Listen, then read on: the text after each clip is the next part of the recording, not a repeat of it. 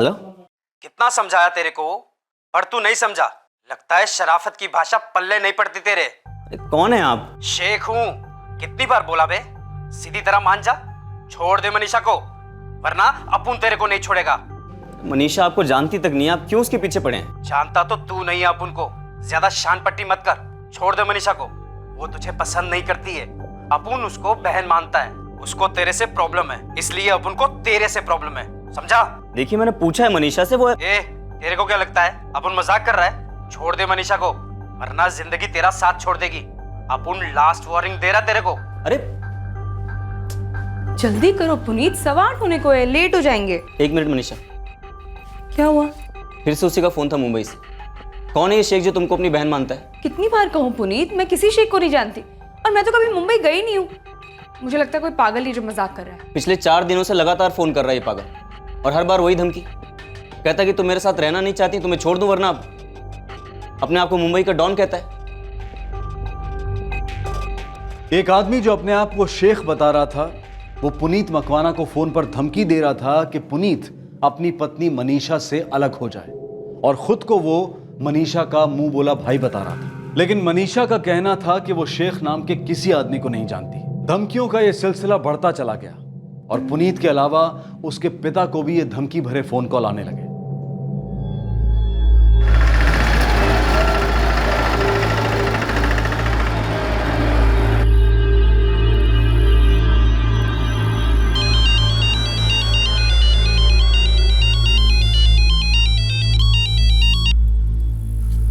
Hello, Jagdish मखवाना बोल रहा है? हाँ बोलो छू, तमे कौन भाई? सही पहचाना, अक्खा मुंबई का भाई शेख। पैसे लेके खून करना पेशा है अपुन का, पर तेरे बेटे का खून तो अपुन मुफ्त में करेगा। तड़पा तड़पा कर मारेगा उसे। लेकिन मेरे बेटे पुनीत ने किया क्या है? बात नहीं मान रहा है अपुन की, तू मना उसे। बोल के मनीषा को तलाक दे दे। मनीषा बहन है अपुन की, परेशान है तेरे बेटे से। पुनीत को बोल उसकी जिंदगी से दूर हो जाए, वरना अपुन उसको उसकी जिंदगी से दूर कर देगा। और अगर तूने उसे नहीं समझाया ना, तो तुझे और तेरी बीवी सरला को भी ऊपर भेज देगा, समझा? हेलो हेलो हेलो,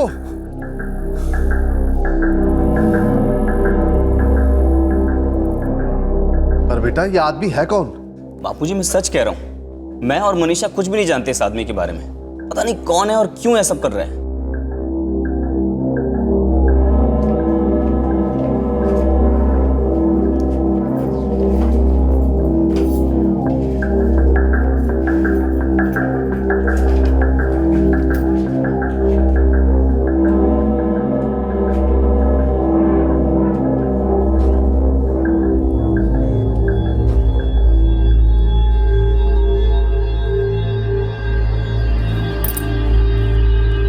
બેટા ટાઈમ થઈ ગયો છે,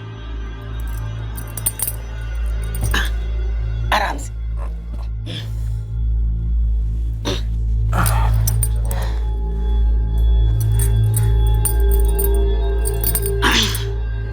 बेटा हाजती रखती हूँ, हो जाएगा तो बता देना।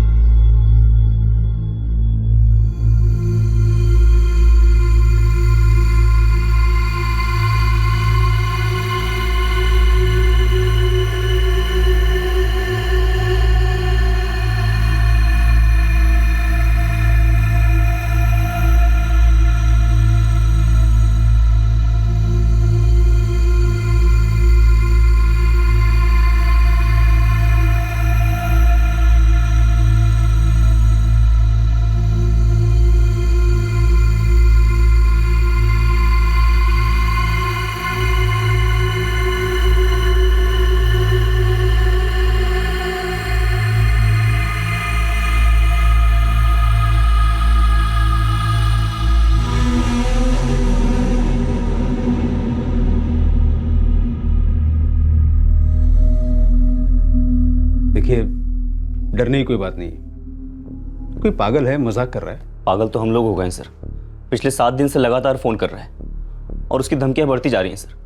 पहले सिर्फ मुझे फोन करता था, अब मेरे बापूजी को फोन करके धमकी दे रहे हैं। हम लोग सीधे साधे किसान लोग हैं, मेरा बेटा कंप्यूटर की नौकरी करता है। डॉन का हमने क्या बिगाड़ा जो हमें ऐसे डरा रहा है? मैं तो स्कूल में टीचर हूँ, मेरा कोई लेना देना नहीं है इस आदमी से।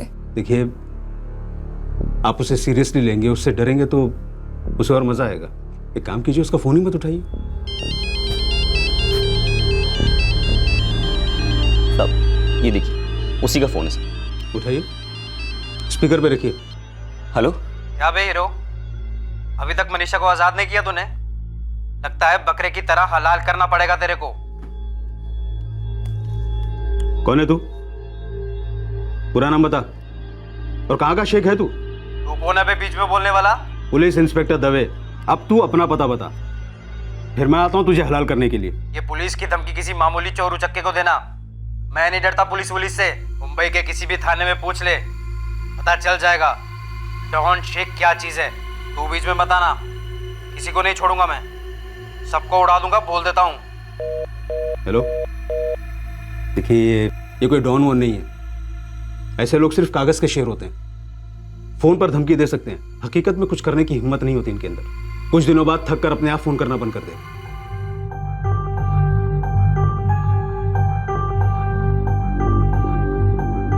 पुनीत, मुझे ऐसे लगता है कि उस शेख की आवाज मैंने पहले कहीं सुनी है। कहाँ? शायद वो तरुण की आवाज थी। तरुण? लेकिन तरुण ऐसा क्यों करेगा? उसने तो बहुत दिनों पहले ही तुम्हें फोन करना बंद कर दिया। हाँ, पर पता नहीं, जब मैंने उसकी आवाज सुनी तो मुझे ऐसा लगा कि शायद ये तरुण की आवाज है।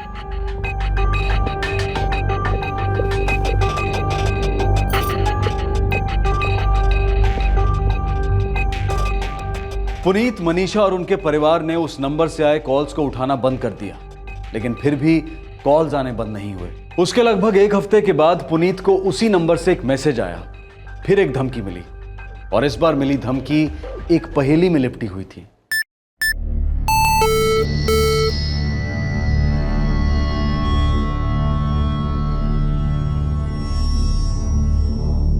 बहुत समझाया पर तू नहीं समझा। मनीषा को तूने नहीं छोड़ा, अब तो भुगतेगा। देखना कैसा धमाका होता है।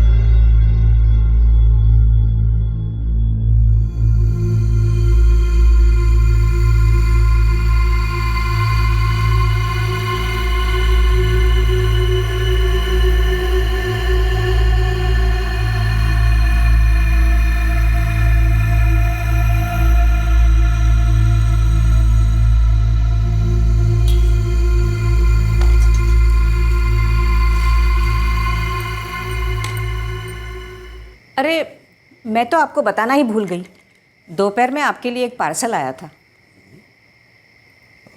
किससे भेजा? पता नहीं, आप खुद ही देख लीजिए।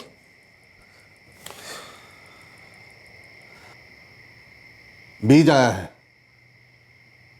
काफी जल्दी आ गया। अभी तो ऑर्डर दिया था। चलो खाने के बाद देखते हैं।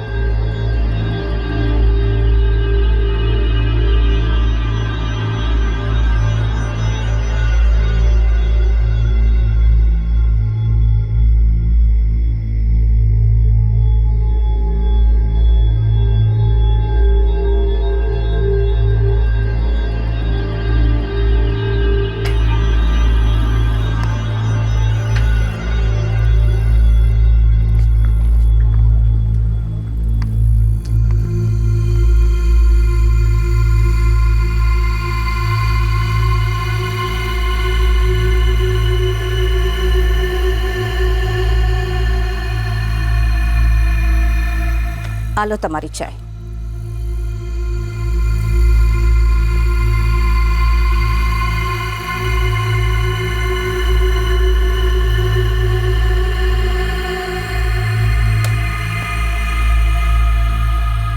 अरे सांभळो छो, आपने अभी तक बीज नहीं निकाले। अरे भूल ही गए हो। एक काम करो, तुम ही निकाल लो और जब भी खेत जाओ तो याद से दे देना मुझे। हाँ ठीक छे।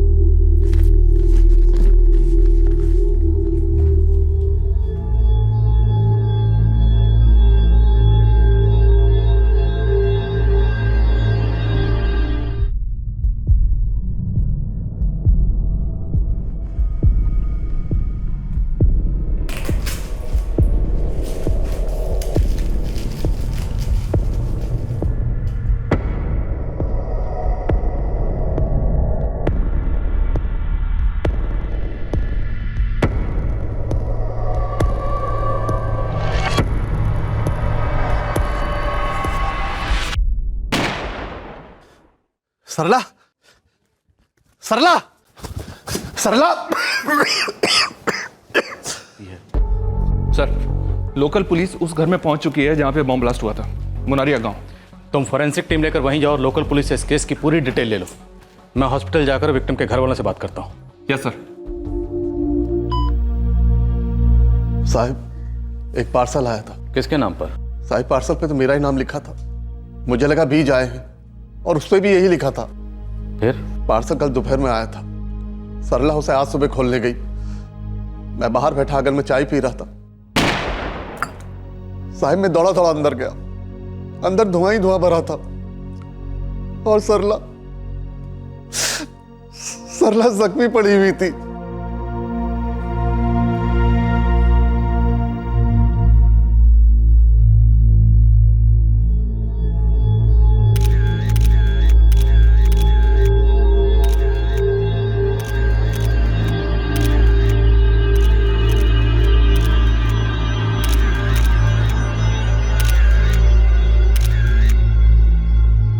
सर, जेलेटिन यूज हुआ है। ये डेटोनेटर का टुकड़ा भी मिला है। सर, ये जला हुआ सर्किट मिला है। सर्किट और डिटोनेटर को बैटरी से कनेक्ट किया गया होगा। काफी बारीकी से काम किया है।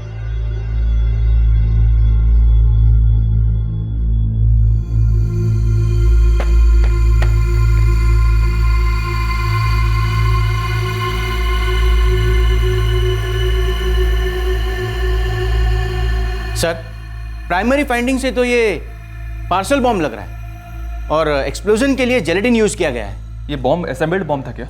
लगता तो ऐसा ही है, और जिस तरह से ये पार्सल पैक किया गया था, लगता है किसी शातिर दिमाग का काम है। जिलेटिन के ग्रेड और सर्किट की जांच में कितना टाइम लगेगा? कम से कम 2 दिन। और आप कह रहे थे कि जैसे विक्टिम ने पार्सल खोला तुरंत ब्लास्ट हुआ। सरला जी के पति जगदीश मकवाना को ऐसा लगता है। मैं तो पार्सल के बारे में भूल ही गया था। सरला ने मुझे याद दिलाई। आपने अभी तक बीज नहीं निकाले। एक काम करो, तुम ही निकाल लो। जगदीश जी, आपको कुछ अंदाजा है कि जब सरला जी पार्सल खोलने गई उसके तकरीबन कितनी देर बाद धमाका हुआ होगा? पक्का तो नहीं कह सकता, लेकिन ज्यादा टाइम नहीं लगा होगा। आपकी किसी से कोई दुश्मनी? मेरा मतलब है कोई आपसी रंजिश, कोई ऐसा है जो आपके घर में ये पार्सल बॉम्ब भेज सकता है? साहब, मैं एक छोटा आदमी, किसान हूं। मेरी किसी से कोई दुश्मनी नहीं थी। हमारा छोटा सा गांव है। अगर किसी से कुछ कहा सुनी हो जाए तो वो 2 बातें सुना देगा। ऐसे बॉम्ब थोड़ी भेजेगा मारने के लिए। साहब, दरअसल पिछले कुछ दिनों से मुझे और बापूजी को भी फोन पर धमकी मिल रही थी। कैसी धमकी? अब डॉक्टर साहब, देखिए, हालत पहले से स्टेबल है, लेकिन कुछ इंजरीज बहुत ज्यादा है। कुछ कट्स तो बहुत डीप है और आंख में भी इंजरी है। कोई डरने वाली बात तो नहीं है ना डॉक्टर? है भी और नहीं भी, लेकिन इलाज बहुत लंबा चलेगा और प्लास्टिक सर्जरी भी होगी। प्लास्टिक सर्जरी क्यों? उनके दाएं हाथ की 3 उंगलियां बहुत बुरी तरह जल चुकी हैं, समझिए खत्म ही हो गई है। पुनीत, आप कह रहे थे कि फ़ोन करके कोई आपको धमका रहा था। हाँ सर, कोई शेख नाम का आदमी है, काफ़ी समय से फ़ोन करके हमें धमकी दे रहा था। मुनारिया प्लस थाने में हम लोग कंप्लेन कराने भी गए थे। फिर सर वहाँ के इंस्पेक्टर ने कहा कि हम उसका फ़ोन उठाना बंद कर दें। हम लोगों ने वैसे ही किया और पिछले हफ्ते एक बार फिर उसका मैसेज आया। क्या लिखा था मैसेज में? मैं आपको मैसेज दिखाता हूँ सर। बहुत समझाया पर तू नहीं समझा। मनीषा को तूने नहीं छोड़ा, अब तो भुगतेगा। देखना कैसा धमाका होता है। ये मनीषा कौन है? जी मैं हूँ सर। मेरी पत्नी है साहब। तो ये फ़ोन करने वाला आपको धमका रहा था कि आप अपनी पत्नी यानी मनीषा को छोड़ दो। कोई आपको बार बार फ़ोन करके धमका रहा था, थ्रेट कर रहा था, तो आपने इस मामले को इतना लाइटली क्यों लिया? मैंने कहाँ लाइटली लिया, मैं तो कंप्लेन करने भी गया था। उन्होंने कहा कोई मजाक कर रहा होगा। ये मजाक नहीं था। ये फ़ोन करने वाला शेख जो भी है, उसका आपकी पत्नी मनीषा से कोई ना कोई ताल्लुक ज़रूर है, वरना वो ये क्यों कहता कि अपनी पत्नी मनीषा को छोड़ दो। बिना आग के धुआं नहीं उठता, और यहाँ तो आग आपके घर तक पहुँच गई है। मनीषा जी, आप कुछ कहना चाहती हैं? तो आपने पुलिस स्टेशन में उस दिन पहली बार उस शेख की आवाज़ सुनी थी? जी सर। मुंबई के किसी भी थाने में पूछ ले, पता चल जाएगा डॉन शेख क्या चीज है। लेकिन सर मनीषा किसी शेख को नहीं जानती और ना ही कभी ये मुंबई गई है। लेकिन ये खुद कह रही हैं कि इन्हें वो आवाज़ जानी पहचानी लगी थी। हाँ सर, पर मैं कुछ पक्का नहीं कह सकती, सिर्फ मेरा अंदाजा है। आपके अंदाजे से किसकी आवाज़ थी वो? तरुण पारिक की।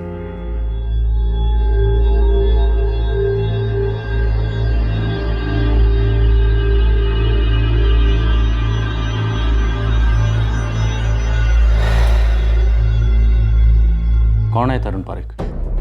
कहाँ रहता है? सारथीपुर गांव में। वहाँ एक कॉलेज में प्रोफेसर है। मेरा मतलब था। कौन सा गांव कहा आपने? सारथीपुर? जी सर वो पार्सल भी सारथीपुर पोस्ट ऑफिस से ही आया था। तो मनीषा जी, जब आपको शक था कि शेख की आवाज़ में तरुण पारिक बात कर रहा है, तो आपने ये बात किसी को बताई क्यों नहीं? सर मनीषा ने मुझे बताया था, लेकिन मुझे वो आवाज़ तरुण की नहीं लगी। मैंने भी एक बार उससे बात की हुई है। क्या लगता है आपको, ये तरुण पारिक ऐसा कर सकता है? मैं भी यही जानना चाहती थी सर, इसलिए जैसे ही पुनीत ने मुझे इस हादसे के बारे में बताया, मैंने तुरंत तरुण को फोन करके पूछा। मनीषा, तुम ये क्या कह रही हो? तरुण, सच सच बताना, क्या तुम शेख बनकर पुनीत को कॉल कर रहे थे? मैं शेख बन के क्यों फोन करूंगा? मुझे क्या हासिल होगा? और मैं पुनीत को फोन करूंगा ही क्यों? मैं उसे जानता नहीं, फिर उसे या उसके माँ बाप को मैं धमकाऊंगा क्यों? मनीषा, तुम मेरी हालत जानती हो। यहाँ बिस्तर पर पड़ा हूँ एक फर्नीचर की तरह। पर उस आदमी की आवाज तुमसे बहुत मिलती है तरुण। मनीषा, क्या पहले मुझे कम तकलीफें हैं जो तुम अब ये इल्जाम लगा रही हो? तरुण का कहना है उसने ऐसा कुछ नहीं किया। लेकिन क्या तरुण ऐसा कर सकता है? वो जिस हालत में, उसे देखकर तो ऐसा नहीं लगता।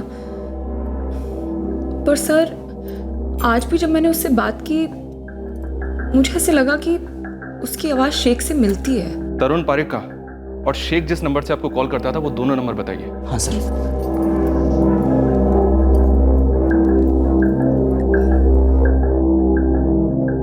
उस शेख की आवाज़ का तरुण से मिलना और जिस पार्सल में बॉम्ब आया था, उस पार्सल पर सारथीपुर यानी तरुण के गांव की स्टैम्प का होना, मतलब साफ है तरुण का इस केस से कोई ना कोई कनेक्शन जरूर है, और आपका तरुण पारिक से।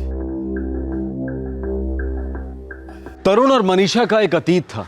दोनों को एक दूसरे के प्रति असंतोष था, इसलिए एक मोड़ पर आकर दोनों की राहें अलग हो गई थी। एक ने अपनी जिंदगी नए सिरे से शुरू की थी और दूसरे को मानो बदकिस्मती ने एक जगह जकड़ लिया था। तरुण की हालत हमेशा से ऐसी नहीं थी। 1 साल पहले तक वो एक नॉर्मल जिंदगी जी रहा था, चल फिर सकता था, शादी करके सेटल होना चाहता था, और इसी के लिए तरुण और मनीषा की मुलाकात हुई थी। 1 साल पहले जुलाई 2011 में मैं पहली बार तरुण से मिली थी। वो अपने बापूजी के साथ मेरे घर आया था मुझे देखने।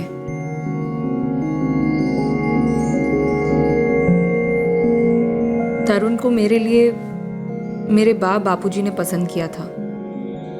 रिश्ता पक्का हो गया, पर मैं पूरी तरह खुश नहीं थी। हमारी सगाई हुई थी। तो मनीषा जी, अगर आप उस सगाई से खुश नहीं थी तो आपने किसी को बताया क्यों नहीं? बताया था सर, बापूजी को भी और तरुण को भी। तरुण सारो छोकरो छे, पढ़ा लिखा है, पीएचडी है, संस्कारी भी है। शादी का फैसला सिर्फ रूप रंग या कदकाठी देखकर थोड़ी किया जाता है। इंसान का स्वभाव, उसका बर्ताव असल में यही मायने रखता है। पर बापूजी।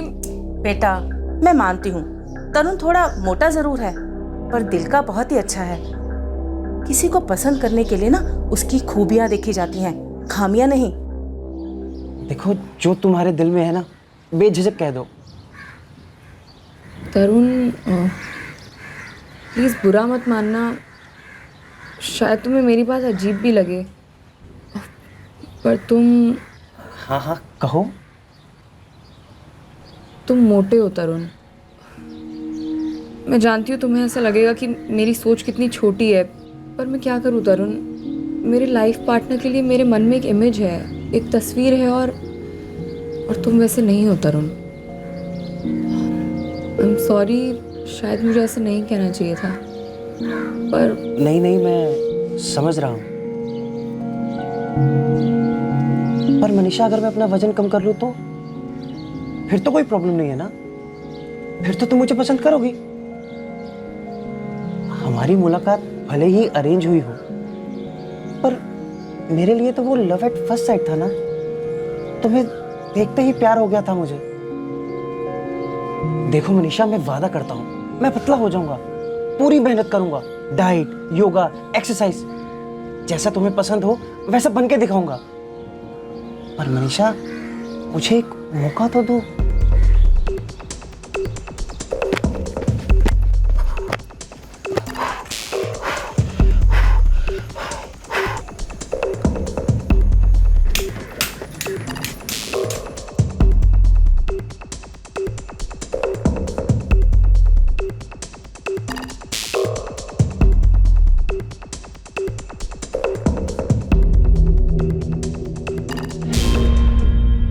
तरुण काफ़ी मेहनत कर रहा था, वजन घटाने का जुनून सवार था उस पर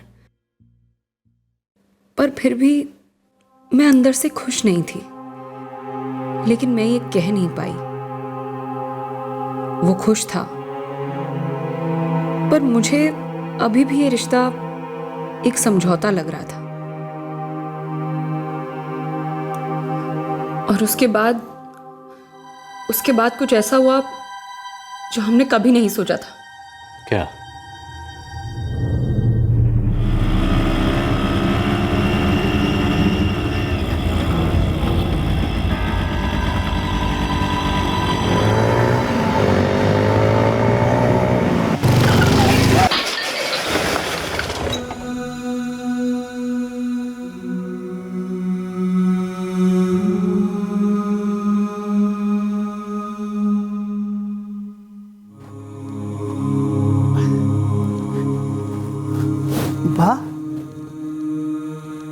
ऋषभ, क्या हो रहा है? मेरे पैर हिल क्यों नहीं रहे? बेटा, थोड़ा सब्र कर, सब ठीक हो जाएगा। नहीं, मुझे हुआ क्या है? डॉक्टर ने कुछ बताया? मुझे मेरे पैर फील क्यों नहीं हो रहे? मेरे पैर हिल क्यों नहीं रहे? बेटा, ठीक हो जाएगा, सब ठीक हो जाएगा। देखिए, उसकी रीढ़ की हड्डी बुरी तरह से डैमेज हो चुकी है। मेरा बेटा ठीक तो हो जाएगा ना? अभी तो उसके कमर के नीचे का पूरा शरीर कंप्लीटली पैरालाइज हो गया है।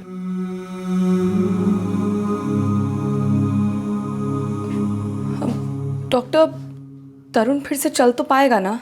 वेल, अभी कुछ कह नहीं सकते। हाँ, रेगुलर मेडिकेशन और फिजियोथेरेपी ट्रीटमेंट से थोड़ी थोड़ी इम्प्रूवमेंट ज़रूर हो सकती है, लेकिन पहले की तरह चलना फिरना वो तो ऑलमोस्ट नामुमकिन सा लग रहा है मुझे।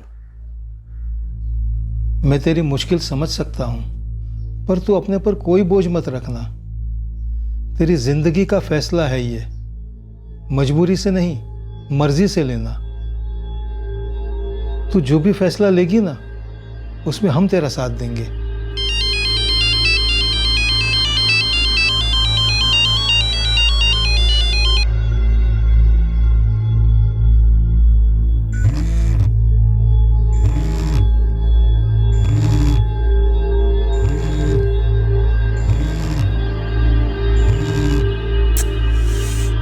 बा, ये मनीषा मेरा फोन क्यों नहीं उठा रही? पता नहीं बेटा, पहले दवाई खा ले। तुमसे कुछ कहा क्या उसने? मिलने क्यों नहीं आ रही वो? नहीं बेटा, मेरी बात नहीं हुई इससे। पर तू चिंता क्यों करता है? मैं और तेरे बापूजी है ना तेरा ख्याल रखने के लिए। हाँ, ये ले।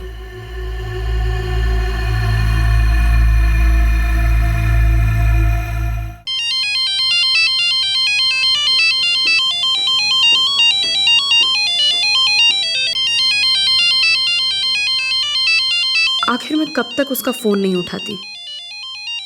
मैंने तय कर लिया, उसे सब कुछ साफ साफ बता दूंगी। हेलो मनीषा, इतने दिनों से फोन क्यों नहीं उठा रही थी मेरा?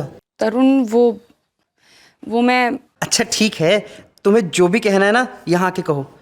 तुम तो जानती हो मुझे तुम्हारे साथ की कितनी ज़रूरत है, और तुम साथ दोगी ना तो मैं जल्दी ठीक हो जाऊंगा।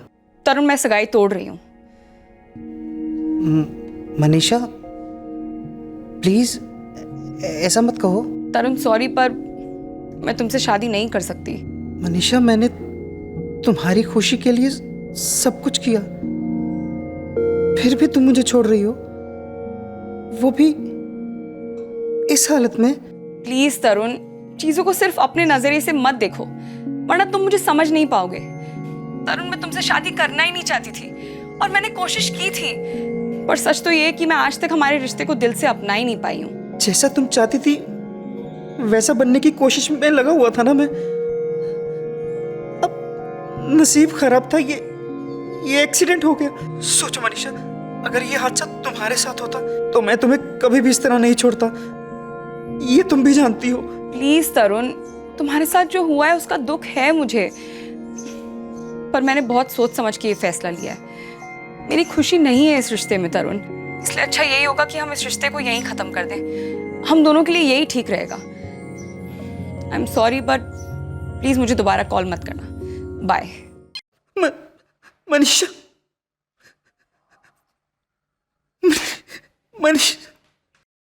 मैंने सगाई तोड़ दी। उसके 3 महीने बाद पुनीत और मेरी शादी तय हो गई। हम दोनों ने अपनी मर्जी से एक दूसरे को चुना था। आपकी शादी के बाद भी तरुण आपको फ़ोन करता था? I mean, क्या फ़ोन करके कभी उसने धमकाया आपको? सर, धमकाया तो कभी नहीं, पर उसके फ़ोन आते रहते थे। वो ये मानने को तैयार ही नहीं था कि हमारा रिश्ता ख़त्म हो चुका है। एक बार तो पुनीत ने भी बात की थी उससे। आपने फ़ोन किया था? नहीं सर, वो बार बार मनीषा को फ़ोन किया करता था, विनती करता था उससे मिलने के लिए, इसलिए मनीषा ने उसका कॉल मुझे डाइवर्ट कर दिया था, और मैंने बहुत शांति से उससे बात की थी, और उसने मेरी बात समझ भी ली थी। उसके बाद से उसने कभी भी मनीषा को फ़ोन नहीं किया। तो उसके बाद से तरुण का फ़ोन आना बंद हो गया। ये शेख का फ़ोन आना कब से शुरू हुआ? सर, कुछ 3 हफ्तों पहले। और इस तरुण ने फ़ोन करना कब बंद किया? तकरीबन 1-2 महीने पहले। आप दोनों की शादी को कितना वक्त हुआ? 4 महीने। आपने कहा था कि तरुण ने PhD की थी। जी सर। किस सब्जेक्ट में? फिजिक्स में। एक इंसान जिसे किसी लड़की ने ठुकरा दिया हो, उसके साथ हुई मंगनी को तोड़ दिया हो, और एक हादसे ने उसे बिस्तर से जकड़ दिया हो, क्या ऐसी शारीरिक और मानसिक हालत में वो इंसान बदला लेने के लिए इतना भयानक कदम उठा सकता है? सारे सबूत तरुण पारिक की तरफ इशारा कर रहे थे, लेकिन क्या ये सबूत काफी थे तरुण को मुजरिम साबित करने के लिए? सर, 444568 इस नंबर से शेख पुनीत को फोन करता था, लेकिन ये नंबर तरुण पारिक के नाम पर रजिस्टर्ड है। प्रीपेड सिम कार्ड है और उसके गांव सारथीपुर से खरीदा गया है। अब तो शक की कोई गुंजाइश ही नहीं है, लेकिन तरुण की जो हालत है वो ये काम अकेले नहीं कर सकता। जरूर इसमें उसके साथ कोई और भी शामिल है। FSL रिपोर्ट कब आ रही है? संजय से बात हुई थी सर, कल तक भेज देगा।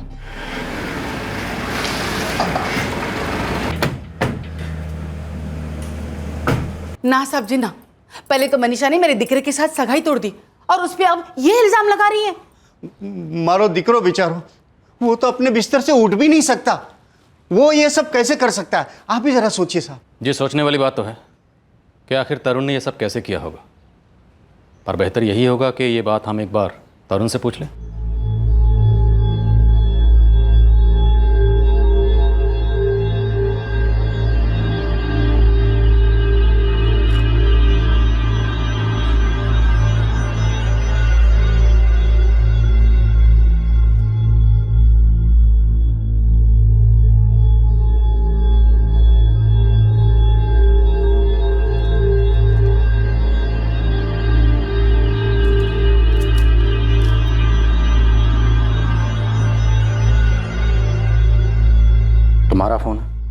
जी हाँ। इस फ़ोन के अलावा कोई दूसरा फ़ोन भी है? जी नहीं।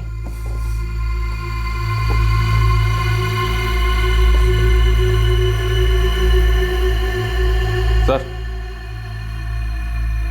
ये एक और फोन मिला है सर। इसमें से सिम कार्ड तो निकाल लिया गया है, पर सेंट मैसेजेस में ये एक मैसेज मिला है, ये देखिए। बहुत समझाया पर तुम नहीं समझे। तुमने मनीषा को नहीं छोड़ा, अब तुम भुगतोगे। देखना कैसा धमाका होता है। तुम ही थे ना जो शेख बनकर पुनीत और उसके बापूजी को धमकाते थे? जी नहीं। देखो, इस फ़ोन से सिम कार्ड भले ही निकाल दिया गया, लेकिन पुनीत को धमकाने के लिए तुमने जो मैसेजेस भेजे थे वो अभी भी इसमें सेव्ड हैं। होगा, पर मैंने वो मैसेज सेंड नहीं किया। देखो तरुण, झूठ बोलने का कोई फायदा नहीं, क्योंकि हम जानते हैं जगदीश मकवाना के घर में जो धमाका हुआ था उसमें तुम्हारा हाथ है। पर सर, मैं ऐसा क्यों करूंगा? और अगर करना भी चाहूं तो कैसे कर सकता हूं? मेरा बेटा बिस्तर से उठ भी नहीं सकता। जी साहब, ये बिस्तर ही इसकी दुनिया बन गई है। इसे छोटे से छोटे काम के लिए भी उसकी बाकी मदद की जरूरत पड़ती है। मदद तो किसी ने जरूर की है। तरुण, किस क्राइम में? बोलो तरुण, तुम्हारे साथ इस क्राइम में और कौन शामिल था? मैं पहले भी कह चुका हूं ना, मैंने किसी को फोन किया ना मैसेज। मुझे जबरदस्ती फंसाया जा रहा है सर। तुमने पीएचडी की है ना फिजिक्स में? जी। तो बॉम्ब बनाना तुम्हारे लिए कोई मुश्किल काम नहीं रहा होगा? बॉम्ब बनाने के लिए पीएचडी होने की जरूरत नहीं है सर। इंटरनेट पे तो सारी इंफॉर्मेशन अवेलेबल है। आप जानते हैं, साबुन से भी बम बन सकता है। काफी अच्छी रिसर्च कर रखी है तुमने बम बनाने पर तुमने साबुन का नहीं, जेलेटिन का इस्तेमाल किया था। मैंने कुछ नहीं किया सर, मुझे फंसाया जा रहा है। संघवी, गोविंद और नरेश 24 घंटे इस घर पर पहरा देंगे और आपका बेटा इस घर में नजरबंद रहेगा। साहब, मेरा बेटा निर्दोष है। जी नहीं, उसकी हालत का लिहाज करते हुए हम पूछताछ में उससे सख्ती नहीं बरत रहे और ना ही उसे अरेस्ट करके जेल ले जा रहे हैं, लेकिन इसका मतलब यह नहीं है कि वो निर्दोष है। मैं आपको कैसे यकीन दिलाऊं? वो ऐसा नहीं कर सकता। हाँ साहब, वो बाथरूम तक 4 कदम चल के नहीं जा सकता। क्या तरुण कभी घर पे अकेला होता है? साहब, मैं तो सुबह से खेत में चले जाता हूँ, दोपहर तक यही उसका ख्याल रखती है और दोपहर में ये मुझे मदद करने खेत में चली आती है। मैं सच कहता हूँ साहब, मेरे बेटे की तो तकदीर ही फूटी हुई है। वो किसी को धमकी क्या देगा? और बम बनाने का तो सवाल ही नहीं उठता। सवाल तो उठ रहे हैं श्यामलाल जी, और जवाब भी हम ढूंढते रहेंगे। अगली बार जब हम यहाँ आएंगे तो पुख्ता सबूत के साथ आएंगे।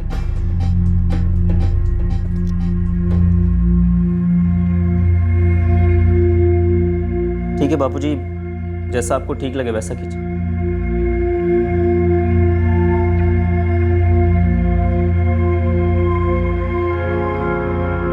प्लास्टिक सर्जरी का खर्चा बहुत ज़्यादा है, हम इतना खर्चा नहीं उठा सकते। तो अब बापूजी कह रहे थे कि फिलहाल बा को घर ले आते हैं, बाद में देखेंगे कैसे करना है। मुझे अब भी विश्वास नहीं हो रहा है कि तरुण ने तुम्हारे बा और बापूजी को मारने की कोशिश की। उनसे क्या दुश्मनी थी उसकी?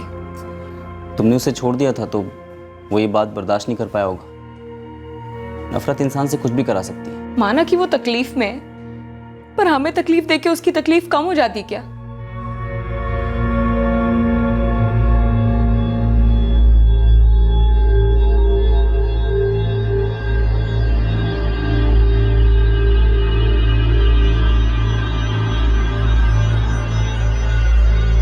साहब, मैंने साइकिल पे पीछे के कैरियर पर रखा था वो पार्सल। अब तो सोचकर भी कांप उठता हूँ, कितना किलोमीटर घुमा मैं वो बॉम्ब लेकर। उस पार्सल पर कोई वायर बंधा हुआ था क्या? जी नहीं साहब, वो पार्सल सीधा पोस्ट ऑफिस में आया था, वहीं से मुझे दिया गया। अगर ऐसा कुछ होता तो किसी का तो ध्यान जाता ना। जिलेटिन ग्रेड 2 का इस्तेमाल हुआ था और सर्किट डिटोनेटर से अटैच था। पूरा दिन पार्सल उनके घर पे रहा। अगले दिन जब उनकी पत्नी सरला ने उसे खोला तब धमाका हुआ। मतलब डेटोनेटर और बैटरी के बीच पेपर या ऐसी कोई चीज रखी होगी। बॉक्स खोलते वक्त वो पेपर वहां से हट गया होगा। सर्किट कंप्लीट हो गई, डिटोनेटर एक्टिव हो गया और जिलेटिन ब्लास्ट हो गया। लेकिन तरुण को यह जिलेटिन मिला कहाँ से होगा? इतना पावरफुल एक्सप्लोजिव इतनी आसानी से तो नहीं मिलना चाहिए। राइट सर, ग्रेड 2 का जिलेटिन इस्तेमाल हुआ था, जो आमतौर पर माइनिंग साइट पर विस्फोट करने के लिए इस्तेमाल होता है या प्लिंथ बनाते वक्त कंस्ट्रक्शन साइट पे। तो इसे बेचने के लिए लाइसेंस की जरूरत पड़ती होगी और खरीदने के लिए परमिशन की? बिल्कुल, डिस्ट्रिक्ट मजिस्ट्रेट से रिटर्न परमिशन मिलने के बाद ही कोई इसे खरीद सकता है, वो भी सिर्फ लाइसेंस डीलर से। मतलब किसी डीलर ने इलीगली बेचा होगा तरुण को, और कोई है जिसने ये सब तरुण के लिए अरेंज किया होगा। आखिर इस धमाके को अंजाम देने में तरुण की मदद किसने की थी? एक तरफ पुलिस तरुण के खिलाफ सबूत इकट्ठा करने में जुट गई थी और दूसरी तरफ ये धमाके की खबर आग की तरह आसपास के गांव में फैल गई थी। छोटे से गांव में घटी इस अकल्पनीय घटना की गांव वालों में चर्चा होने लगी थी और अगला क्लू गांव के ही एक आदमी से मिला। नमस्कार साहब, सूरज ठक्कर बोलू छू, सारथीपुर गांव का सरपंच। हाँ सरपंच साहब बोलिए। साहब ये मुन्नरिया गांव में जो बॉम्ब फटा ना, उसके बारे में आपके साथ बातचीत करनी थी। जी कहिए। सर हमारे गांव में दो लड़के हैं, करण सोलंकी और रोशन सोनी।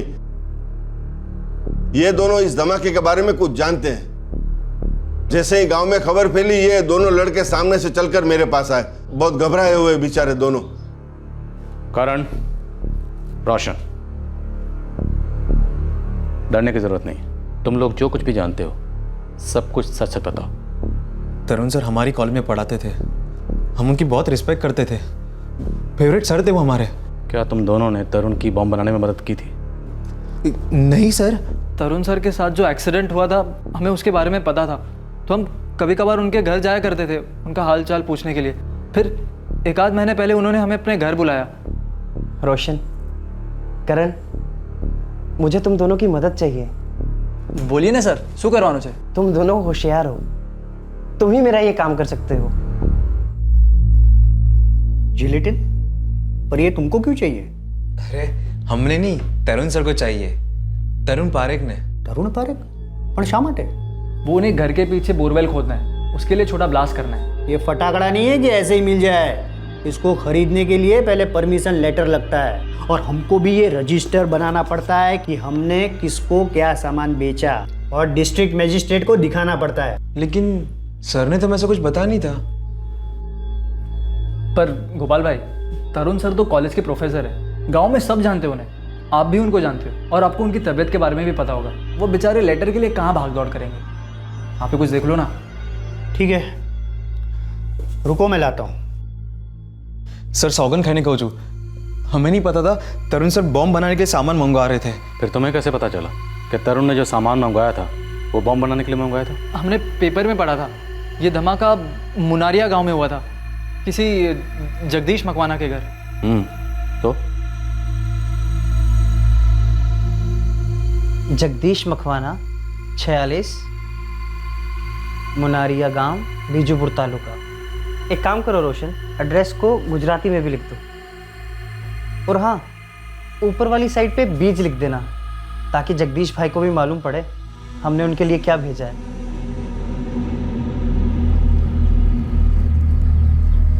हमने ही वो पार्सल सारथीपुर पोस्ट ऑफिस से भेजा था।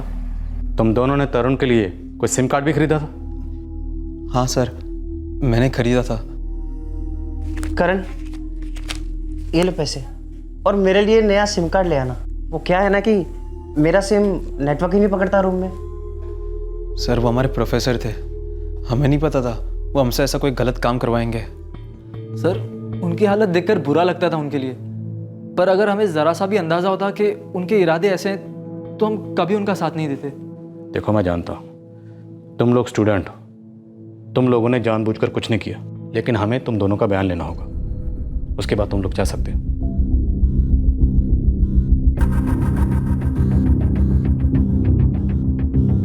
सॉरी साहब, गलती हो गई साहब, माफ कर दो ना साहब। साहब तरुण पारेख जैसा आदमी ऐसे काम के लिए जिलेटिन मांग रहा होगा, ये तो मैं सपने में भी नहीं सोच सकता साहब। कोई बात नहीं, एक बार जेल जाएगा ना तो कोई भी लापरवाही करने से पहले 10 बार सोचेगा।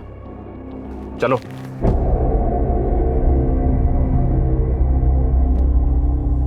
बेटा ये लोग क्या कह रहे हैं? बोल बेटा तरुण, सच बोल।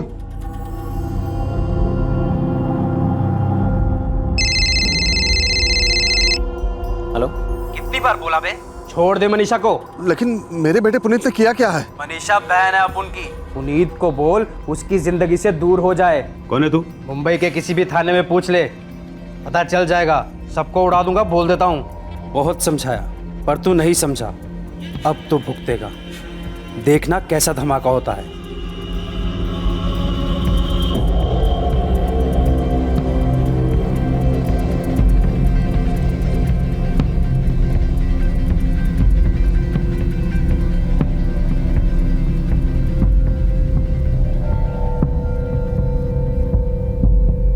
हाँ, मैंने बनाया था वो बम। जब तुम दोपहर में चली जाती थी तब मैं उस पर काम करता था। पूरा 1 हफ्ता लगा था उस बम को बनाने में। मेरे स्टूडेंट्स का इस्तेमाल भी मैंने ही किया। उन्हें नहीं पता कि वो क्या कर रहे थे। तरुण, तुमने ऐसा क्यों किया? आप नहीं समझ सकते। आप में से कोई नहीं समझ सकता मेरे दिल की हालत। मैं बिखर चुका था। मुझे बहुत गुस्सा था मनीषा पर। क्यों? क्योंकि उसने तुम्हारे साथ सगाई तोड़ दी थी? हाँ, मैं मोटा था इसलिए उसे पसंद नहीं था, पर उसकी खुशी के लिए कोशिश कर रहा था ना पतले होने की। पूरी मेहनत कर रहा था। पर एक्सीडेंट के बाद जब मेरी ये हालत हो गई, वो मुझे छोड़कर चली गई। इसमें मेरी क्या गलती थी? लेकिन तरुण, इसमें मनीषा की भी क्या गलती थी? किसी को यूं बीच मझधार में छोड़ देना गलत नहीं है क्या? तरुण, तुम्हारी नाराजगी जायज है, मैं तुम्हारा दुख समझता हूं, लेकिन मनीषा तुमसे अलग होना चाहती थी। ये उसका फैसला था। तुम्हें अच्छा लगे या ना लगे, लेकिन तुम्हें उसका फैसला मानना चाहिए था, एक्सेप्ट करना चाहिए था ना। अगर मैं उसकी जगह होता या वो मेरी जगह होती, मैं ऐसा कभी नहीं करता। मैं नहीं जानता कि मनीषा की जगह तुम होते तो क्या करते, लेकिन इतना जरूर जानता हूं कि तुमने जो किया जुर्म है, संगीन जुर्म। तुम्हें कुछ अंदाजा है तुमने एक बम बनाकर कितनी जिंदगियों को खतरे में डाला? पुनीत की मां की जान जा सकती थी, वो पोस्टमैन जिसने वो पार्सल डिलीवर किया उसकी जान जा सकती थी, या दोनों गांव के किसी एक पोस्ट ऑफिस में वो बम ब्लास्ट हो जाता तो कितने लोग मरते? तुम्हारे स्टूडेंट भी इस हादसे का शिकार हो सकते थे। तुमने अपने अंदर ये जो बेवजह नफरत पाल रखी है ना, ये नफरत तुम्हारे अपनों पर भी भारी पड़ सकती थी। सपोज अगर बम बनाते वक्त वो बम इस घर में, इस कमरे में ब्लास्ट हो जाता तो? तरुण, तुम पढ़े लिखे हो, पीएचडी हो, फिर भी अपने अंदर लगी आग को बाहर आग लगाकर बुझाना चाहते थे। तुम्हारी जिंदगी में अगर किसी बात को लेकर डिप्रेशन था तो किसी अच्छे मनोवैज्ञानिक को कंसल्ट कर सकते थे, या कम से कम अपने माँ बाप से बात करके अपने मन का बोझ हल्का कर सकते थे। तरुण, जो तुम्हारे साथ हुआ उसके लिए मुझे तुमसे हमदर्दी है। तुम्हारी हालत पे तरस भी आता है, लेकिन तुमने जो किया वो गुनाह है, ऐसा गुनाह जिसे नज़रअंदाज नहीं किया जा सकता, और इस गुनाह की सज़ा तुम्हें बाकी क्रिमिनल्स की तरह ही मिलेगी।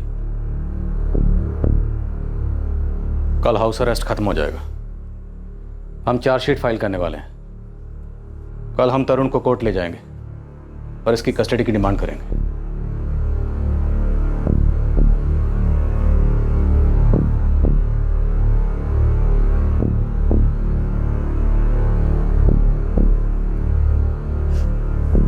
बेटा,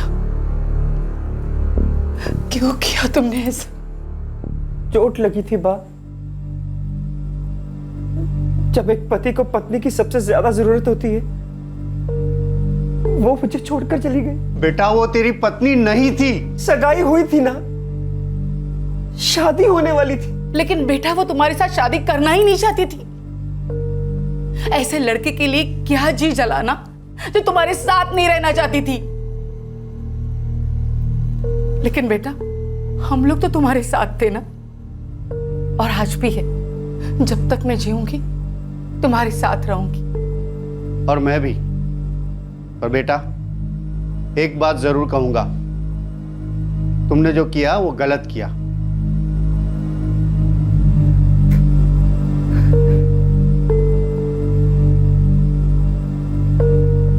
तरुण ने अपना जुर्म कबूल कर लिया है, हमारे पास सबूत है और उन दोनों स्टूडेंट के बयान भी हैं।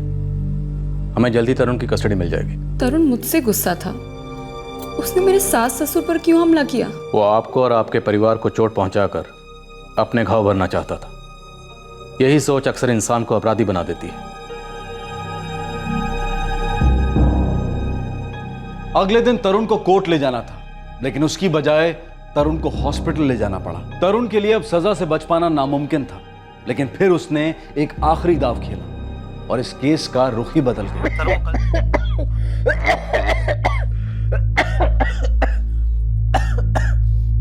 यार नरेश, साहब के जाने के बाद छठी बार वो मीटिंग की उसने। साहब को फोन लगाया गया? मेरे ख्याल से लगाना चाहिए, क्योंकि ऐसी हालत रही तो कल उसे कोर्ट कैसे ले जाएंगे? तरुण की माँ से पूछो, कोई सीरियस बात तो नहीं है? कभी कभी उसे ऐसी उल्टियाँ होती रहती है, भारी दवाइयाँ खानी पड़ती ना, इसलिए। कोई टेंशन वाली बात तो नहीं है? नहीं। चिंता मत कीजिए, कभी कभी ऐसा होता है मेरे साथ। 10-15 बार वो मीटिंग कर चुके हो तुम। मुझे तो आदत है सबकी, 1-2 बार और दवाई लूंगा तो सब तकलीफ दूर हो जाएगी।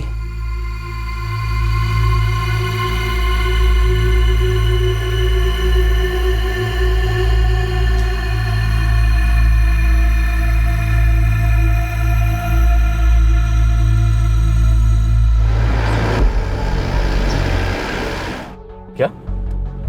तो गोविंद बताना तो चाहिए था। सर, मैंने तरुण को 2-3 बार पूछा, लेकिन हर बार उसने यही कहा कि ये सब उसके लिए नॉर्मल है। लेकिन अगर उल्टियां नहीं रुक रही थी तो कम से कम एक फोन तो कर सकते थे। सुबह से कितनी उल्टियां आ चुकी हैं उसे? सर, वो कल से उल्टी पे उल्टी किए जा रहे हैं। मुझे नहीं लगता कि इस हालत में उसे कोर्ट ले जाया जा सकता है। और ये तो मुझे अब बता रहे हो जब हम ऑलरेडी उसे कोर्ट ले जाने के लिए निकल चुके हैं। संघवी सर, एम्बुलेंस बुलाओ। तरुण की हालत सीरियस है, हमें उसे हॉस्पिटल शिफ्ट करना पड़ेगा।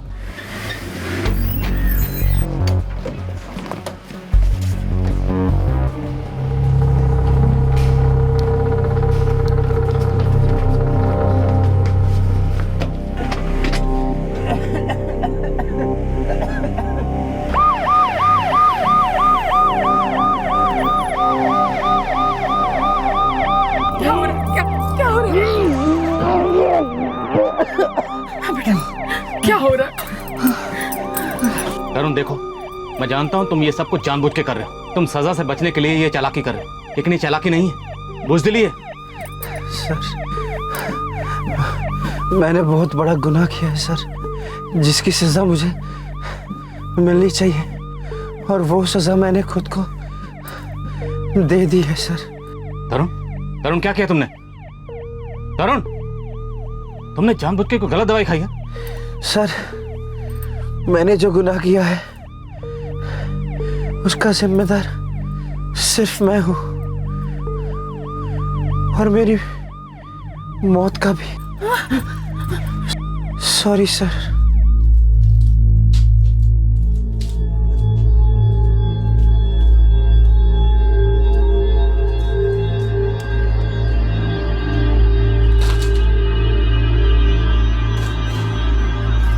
सर, ये देखिए। मैं अब जीना नहीं चाहता, वैसे भी मैं कहाँ जी रहा था। अपने किए पर शर्मिंदा हूं मैं, मुझे अपने गुनाह का एहसास है और पछतावा भी। पुनीत, तरुण के साथ जो हुआ मुझे उसका बहुत दुख है, और लगता है कहीं ना कहीं इस सब के लिए मैं ही जिम्मेदार हूँ। नहीं मनीषा, खुद को दोष मत दो, तुमने कुछ नहीं किया है। सब तो यही बातें कर रहे हैं ना कि आज तरुण जिस हाल में है मेरी वजह से। देखो, लोगों को जो बोलना है उनको बोलने दो, तुम परवाह मत करो उनकी। पुनीत, क्या अपनी खुशी चाहना गलत है?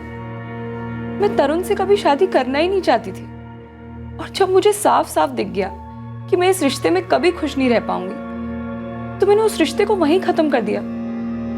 तो क्या गलत किया मैंने पुनीत? धोखा तो नहीं दिया था तरुण को, तो सब मुझे ही क्यों गुनहगार ठहरा रहे हैं? मनीषा, तुम्हें अपने लिए जो सही लगा वो तुमने किया, इसमें कुछ भी गलत नहीं है। जो भी हुआ उसकी जिम्मेदार तुम बिल्कुल नहीं हो। तुम्हें खुद को कसूरवार समझना बंद करना पड़ेगा। तुम चाहो तो कुछ दिनों के लिए हम बाहर चले जाते हैं, मेरे हिसाब से हम दोनों के लिए यही सही रहेगा।